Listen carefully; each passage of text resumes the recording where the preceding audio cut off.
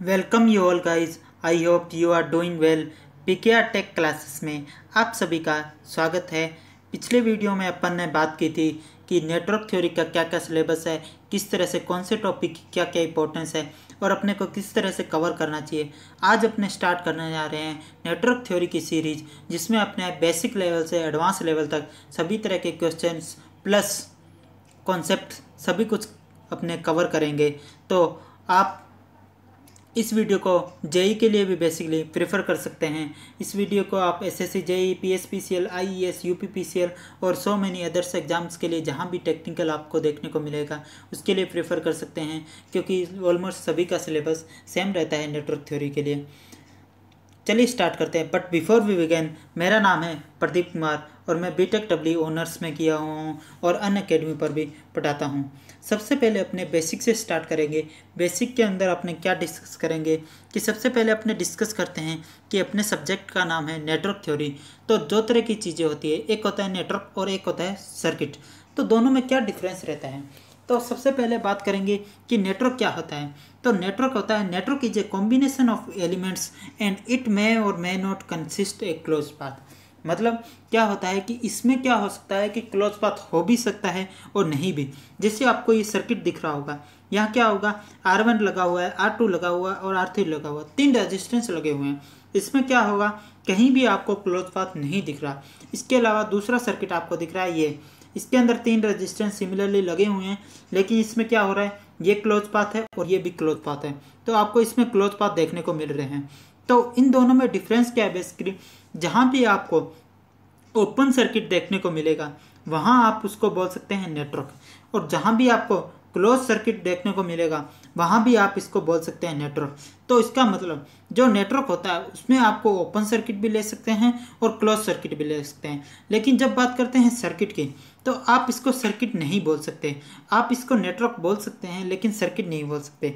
Circuit के लिए basically क्या होती है, मेन रिक्वायरमेंट क्या होती है, it consist of close path. Consist of close path मतलब क्लोज पाथ इसमें बहुत ही कंपलसरी हो जाता है। आप इसको सर्किट बोल सकते हैं लेकिन इसको सर्किट नहीं बोल सकते। यहाँ आपको क्लोज पाथ देखने को मिलेगा, इसमें क्लोज पाथ नहीं देखने को मिलेगा। तभी तो अपने सब्जेक्ट का नाम है नेटवर्क थ्योरी, क्योंकि इस नेटवर्क थ्योरी सब्जेक्ट के अंदर आपको कई तरह के सर्किट देखने को मिलेंगे, नेटवर्क देखने को मिलेंगे, जहाँ आपको क्या होगा कि क्लोज पाथ भी होगा, ओपन पाथ भी होगा। तो सभी तरह के, चाहे वो क्लोज पाथ हो चाहे ओपन पाथ हो, आप उसको नेटवर्क तो बोल ही सकते हैं। इसलिए अपने सब कॉमनली सबको क्या बोल देते हैं कि ये नेटवर्क के बारे में बात करते हैं इस सब्जेक्ट में ऐसे नहीं बोलते कि सर्किट के बारे में बात करते हैं, क्योंकि नेटवर्क सभी के लिए कॉमन वर्ड है। ठीक है, उसके बाद में नेक्स्ट कुछ बेसिक टर्मिनोलॉजी डिस्कस करेंगे। आई होप आपको ये सबको 12th क्लास से पता होगा, इसलिए मैं ज़्यादा डिटेल में डिस्कस नहीं कर रहा। कुछ चीज़ें हैं जो आपको डिस्कस करने वाली हैं वो डिस्कस कर रहा हूँ, और उसके बाद में अपने नेक्स्ट जो मेन इंपॉर्टेंट गेट के लिए चीज़ें हैं वो अपने कवर करेंगे। तो बेसिकली अपना थोड़ा देख लेते हैं क्या क्या चीज़ें हैं। पहले देखते हैं करंट एंड चार्ज क्या होता है। तो करंट एंड चार्ज बेसिकली क्या होता है, चार्ज देखते हैं पहले क्या होता है। चार्ज क्या होता है, charge is an electrical property of atomic particles of which matters consist. अच्छा, इसमें क्या होता है कि जो मैटर, अपने केमिस्ट्री में आपने सभी लोग पढ़ा होगा 12th क्लास के अंदर, क्या पढ़ा था कि एक जो कोई भी अपना जो एटम होता है उसमें क्या क्या होते हैं, प्रोटॉन होता है, इलेक्ट्रॉन होता है और न्यूट्रॉन होता है, जिसमें से न्यूक्लियस के अंदर प्रोटॉन और न्यूट्रॉन होते हैं। तो क्या होता है कि इसमें क्या होता है कि जो प्रोटॉन और न्यूट्रॉन होते हैं वो तो फिक्स रहते हैं, लेकिन इलेक्ट्रॉन होते हैं जो मूव करते रहते हैं, जो रोटेट करते रहते हैं। उसमें 2 तरह के मॉडल्स होते हैं, खैर अपने उसमें नहीं जाएंगे। तो अपने क्या होता है कि जो इलेक्ट्रॉन होते हैं जो मूव करते रहते हैं। तो क्या होता है कि अगर कोई भी इलेक्ट्रॉन अगर उसमें से बाहर निकल जाता है या अंदर आ जाता है किसी भी वजह से, बॉन्ड बनाने की वजह से, या कॉन्जुगेट बॉन्ड बन जाता है, तो उससे क्या होता है कि इलेक्ट्रॉन जो होते हैं, जो सब दोनों मिलके शेयर करते हैं, उस कॉम्बिनेशन की वजह से क्या होता है कि इलेक्ट्रॉन जो होता है उसके ऊपर चार्ज आ जाता है। मतलब जो एटम होता है उसके ऊपर चार्ज आ जाता है इलेक्ट्रॉन निकलने की वजह से।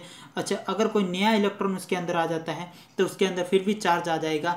उसमें अगर इलेक्ट्रॉन ज़्यादा हो जाते हैं तो नेगेटिव चार्ज आ जाता है, और इलेक्ट्रॉन कम हो जाते हैं तो पॉजिटिव चार्ज आ जाता है। ये आप सभी लोग जानते हैं। अच्छा, जो चार्ज आ जाता है उसको अपने कैलकुलेट करते हैं कूलम्ब्स के अंदर। ठीक है, वही चार्ज होता है यहाँ पे जो अपने पढ़ने जा रहे हैं अच्छा, करंट के बारे में बात करते हैं कि करंट जो है वो बहुत ही इंपॉर्टेंट है अपने सब्जेक्ट के लिए। उसमें क्या होता है कि आपका जो इलेक्ट्रॉन होता है, जो फ्लो होता है, वो with respect to time means d Q by D t, अपने इसको बोलते हैं करंट। ये आप सभी लोग जानते हैं, लेकिन मतलब flow of charge with respect to time अपने बोलते हैं उसको करंट। ये हो गया इसका मैथमेटिकल फॉर्मेशन।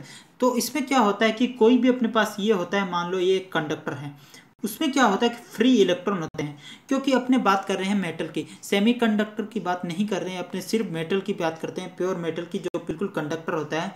तो उसमें क्या होते हैं, फ्री इलेक्ट्रॉन होते हैं जो उससे बाहर नहीं निकल सकते। अगर उससे बाहर निकल गए तो इसका मतलब तो उसमें चार्ज आ ही जाएगा ना, तो उससे बाहर नहीं निकल सकते, लेकिन उस मेटल के अंदर जो कंडक्टर के अंदर है उसमें अंदर इधर उधर मूव करते रहते हैं।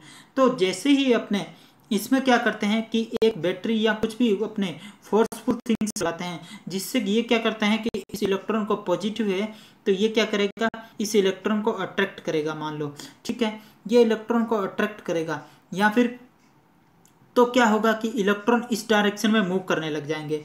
और इन सब इलेक्ट्रॉन को, ये जो नेगेटिव चार्ज है, ये जो नेगेटिव चार्ज क्या करेगा, इन इलेक्ट्रॉन को क्या करेगा, फोर्सफुली रिपल करेगा। रिपल करेगा तो इलेक्ट्रॉन का फ्लो किस डायरेक्शन में होगा, इस डायरेक्शन में। तो आप सभी लोग ये जानते हैं कि जिधर इलेक्ट्रॉन का फ्लो हो रहा है उसके अपोजिट डायरेक्शन में करंट का फ्लो होता है।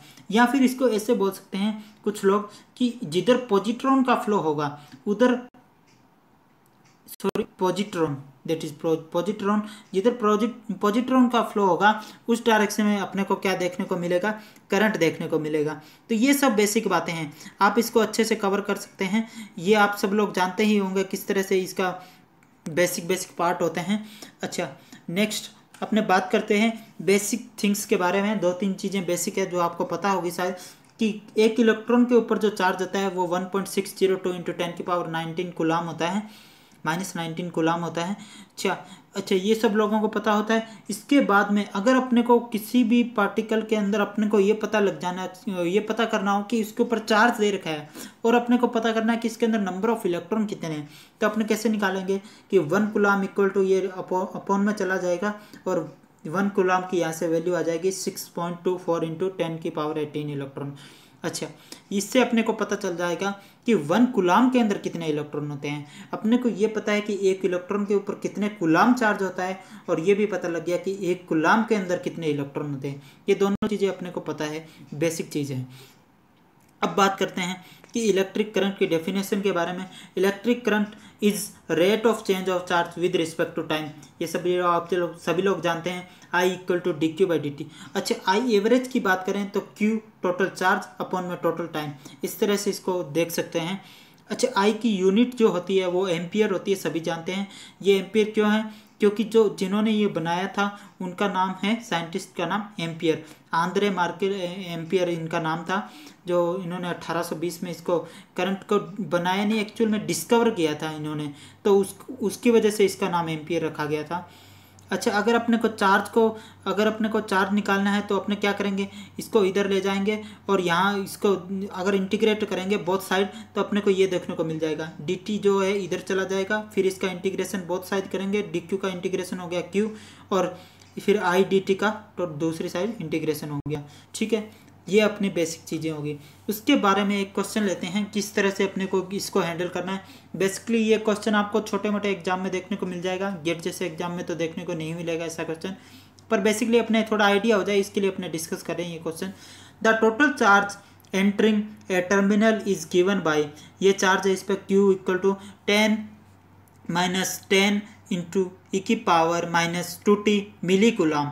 मिली कूलाम ध्यान से देखिए, मिली कूलाम में दे रखा है। Then the find current at t equal to 0.5 second, T fix दे रखा है अपने को 0.5 सेकेंड। तो अपने को क्या दे रखा है, सबसे पहले आप किसी भी क्वेश्चन को देखते हैं तो उसको आप फटाफट रीड करेंगे और उसमें से जो भी चीज़ें हैं उसको साथ साथ लिखते चलेंगे। देखिए कई बार क्वेश्चन बहुत लंबे हो जाते हैं, तो अपने को, ये तो बहुत छोटा क्वेश्चन है, लंबे हो जाते हैं तो अपने को क्या करना है, चीज़ों को साथ साथ लिखते जाना है। ठीक है, तो सबसे पहले मैंने जैसे क्वेश्चन पढ़ा तो मैंने लिखा Q equal to 10 - 10 into e⁻⁻2t, ये दिया हुआ है। ठीक है, तो उसके बाद में अपने को पता है करंट इक्वल टू क्या होता है, d Q by D t होता है। ठीक है, तो current equal to dq by dt होता है, तो इसका क्या करेंगे अपने डिफ्रेंशिएशन कर देंगे। डिफ्रेंशिएशन आप सभी को आता है, कांस्टेंट का डिफ्रेंशिएशन 0 हो जाएगा। अच्छा, e की पावर माइनस 2t का -2 इंटू ई की पावर माइनस 2t हो जाएगा, क्योंकि e की पावर x का क्या होता है, e की पावर x ही होता है, और e की पावर x माइनस x का क्या होता है, e की पावर माइनस x है, ये होता है। ठीक है, तो यहाँ से आपको माइनस माइनस प्लस हो गया, 20 e की power minus 2t milli ampere current आ गया। अच्छा, उसके बाद में अपन को दे रखा है कि t इक्वल टू 0.5 सेकेंड, ये फिक्स वैल्यू दे रखी है, तो t की वैल्यू 0.5 रखेंगे तो आपके पास ये वैल्यू मिलेगी। अच्छा, आपको यूनिट का विशेष ध्यान रखना है, ये मिली एम्पियर में आया। अच्छा, जब NAT के नाम के क्वेश्चन जो गेट के अंदर आते हैं उनमें आपको यूनिट का विशेष ध्यान रखना है कि किस यूनिट में दिया हुआ है। अगर ये एम्पियर में दिया रहता तो आप क्या करेंगे, इसको 10 की पावर -3 से करके फिर आप उसको पॉइंटों के अंदर वैल्यू लिखते हैं। ठीक है, अगर ये मिली एम्पियर में दिया हुआ रहेगा आगे यूनिट तो आप डायरेक्ट वैल्यू लिख देंगे। तो ये आपको विशेष ध्यान, कई बार इसी की वजह से क्वेश्चन गलत हो जाता है, तो अपने को ये गलती नहीं करनी है। अच्छा, आगे से जो भी क्वेश्चन बढ़िया क्वेश्चन आएंगे उनको आपको क्या करना है, मैं 2 स्लाइड में डालूंगा। पहले आपको वीडियो को पॉज करना है, फिर क्वेश्चन को आपको पढ़ना है, उसको सॉल्व करना है, इसी तरीके से करना है। ये क्वेश्चन सिंपल था इसलिए मैंने इसको साथ में डाल दिया, सॉल्यूशन भी इसका। नेक्स्ट वाले क्वेश्चनों के लिए ऐसा नहीं करेंगे अपने। ठीक है, तो नेक्स्ट बात करते हैं नेक्स्ट क्वेश्चन की। अच्छा, इसमें जो है मैंने एक्स्ट्रा इन्फॉर्मेशन देने की कोशिश की है, लेकिन आपको सिंपल सॉल्व करना आना चाहिए। अगर बाई चांस आ जाता है तो जेई जैसे एग्जाम में आ जाता है तो आपको सॉल्व करना आना चाहिए। इवन गेट में भी कभी कभार क्या पता आ ही जाए, बाकी नहीं आएगा, ज़्यादा चांसेस तो ये होते हैं। ठीक है, क्योंकि ये बेसिक क्वेश्चन होते हैं, ये आपको थोड़ा आइडिया होना चाहिए बस। आई इक्वल टू क्या दे रखा है, 2 एम्पियर दे रखा है 0 से 1 सेकेंड तक। ठीक है, और 2t स्क्वायर एम्पियर दे रखा है t ग्रेटर देन 1 के लिए। ठीक है, तो अपने को सबसे पहले क्या करते हैं, इस तरह के क्वेश्चन को अगर अपने को क्वेश्चन की नज़र से देखना है तो क्वेश्चन को क्या देखेंगे कि calculate the charge in between 0 to 2 second. ठीक है, तो क्वेश्चन तो सिंपल है कि अपने 0 से 2 सेकेंड तक टोटल चार्ज कैलकुलेट करना है। तो अपने को स्पष्ट पता चल रहा है कि लिमिट जो है वो वेरी कर रही है 1 पे। ठीक है, तो इसका मतलब अपने को स्पष्ट पता चल रहा है कि पहले 0 से 1 तक कैलकुलेशन करनी है, उसके बाद में 1 से के बाद में ये जो फॉर्मूला है इससे भी कैलकुलेशन करनी है। तो अपने को स्पष्ट पता चल रहा है, तो करंट तो यहाँ से निकल सकता है डायरेक्ट, लेकिन अपने को क्या कैलकुलेट करना है, चार्ज। तो चार्ज का अपने पहले ही फॉर्मूला डिस्कस कर सके हैं कि चार्ज इक्वल टू क्या होता है, integration of I d t. ठीक है, ये तो फॉर्मूला है क्योंकि उसी से आया ना, I equal to dq by dt, उसको इधर ले जाके और इंटीग्रेशन कर दिया बोथ साइड, तो ये वाला फॉर्मूला आ गया। ठीक है, तो अपने को क्या करना है, इसको ही सोल्व करना है। तो इसको सोल्व करना है तो पहले अपने क्या करेंगे, इसको लिमिट को अपने को पता लग गया 0 से 1 सेकेंड के लिए सोल्व करना पड़ेगा, फिर 1 के बाद में सोल्व करना पड़ेगा।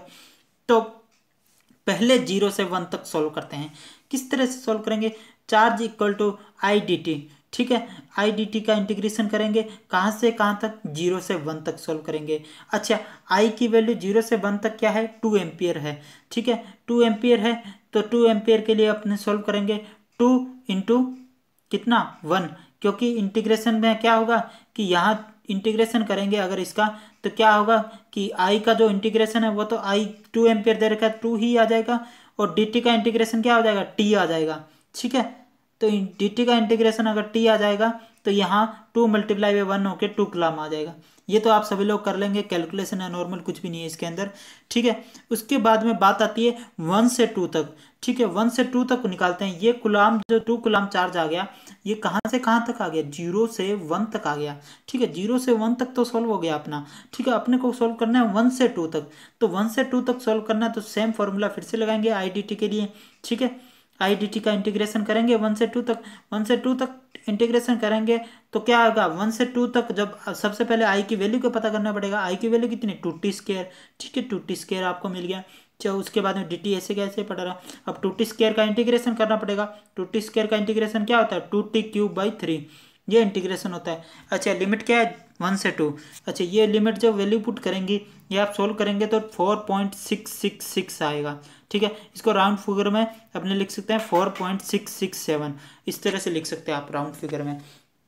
अच्छा, आपको अगर गेट एग्जाम में लिखना होगा तो गेट एग्जाम में आप 3 डिजिट तक लिखेंगे।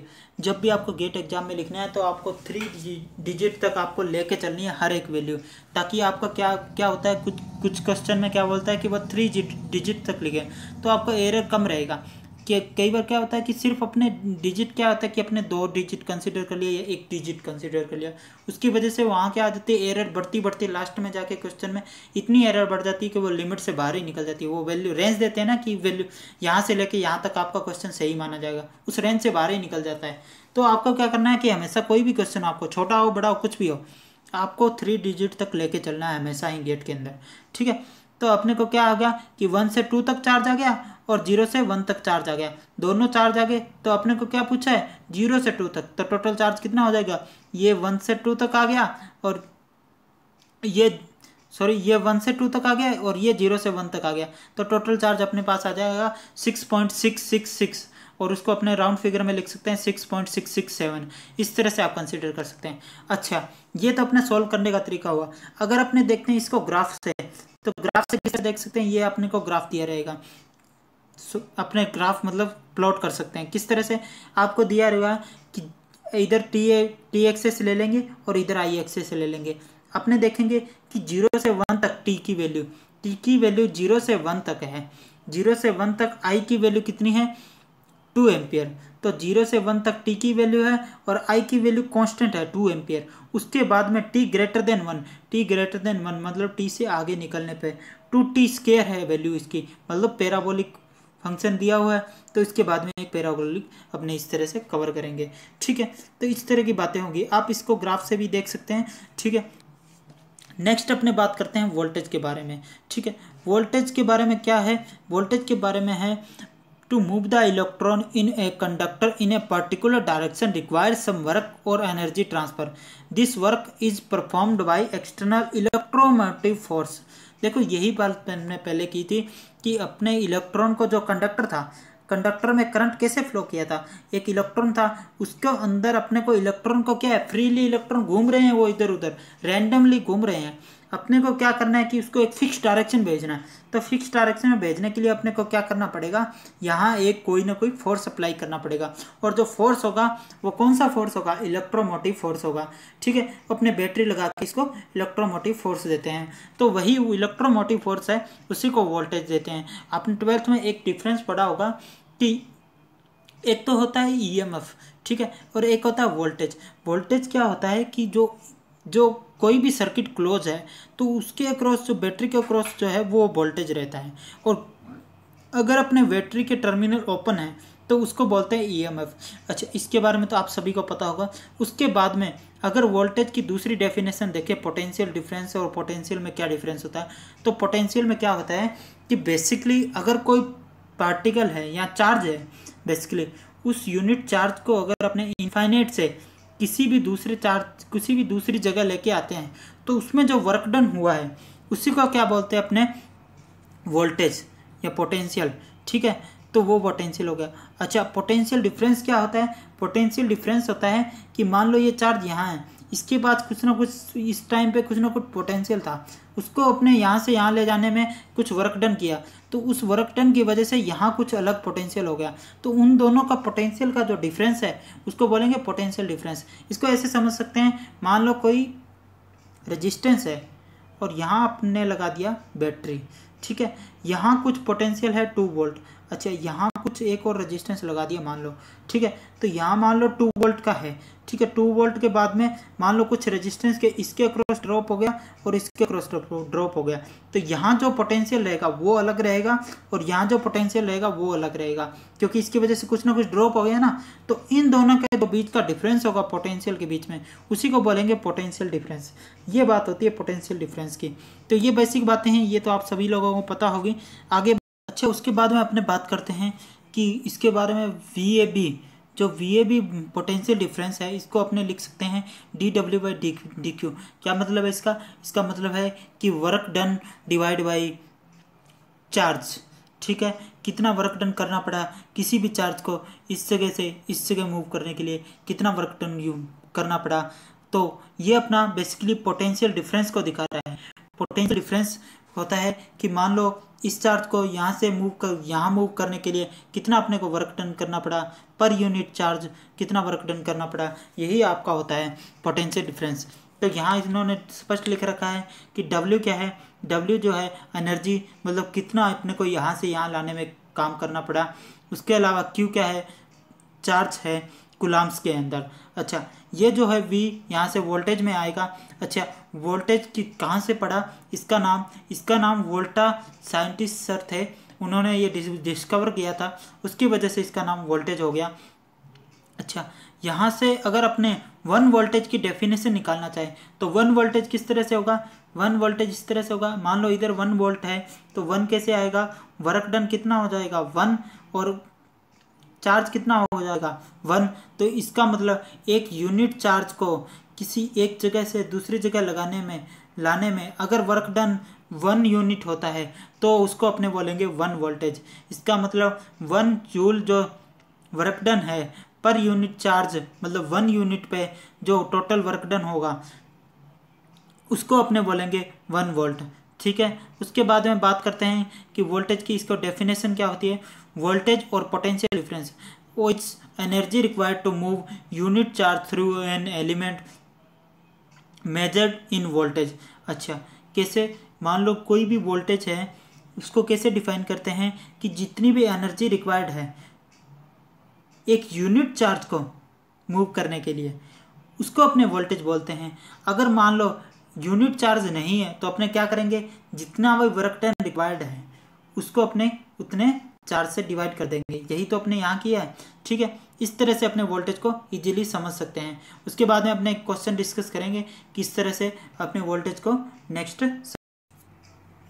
चलिए क्वेश्चन देखते हैं। क्वेश्चन में क्या है, if a charge Q moves from A to B it require -30 joule, then find VAB। क्या हुआ कि एक चार्ज है उसको अपने लाई इनफाइनाइट से कहाँ तक, किसी एज पे लाई, तो उसके ऊपर क्या आ गया, पोटेंशियल आ गया कि नहीं आ गया, यहाँ से यहाँ लाने में कुछ पोटेंशियल आ गया। क्या है पोटेंशियल, VA मान लेते हैं। ठीक है, VA पोटेंशियल आ गया।